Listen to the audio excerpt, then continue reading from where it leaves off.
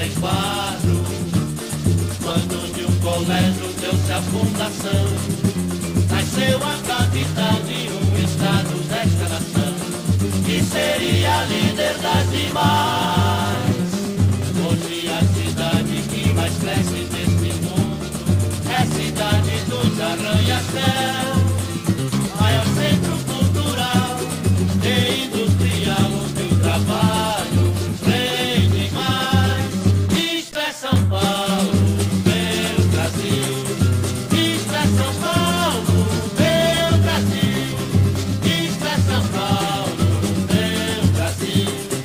Isto é São Paulo, meu Brasil.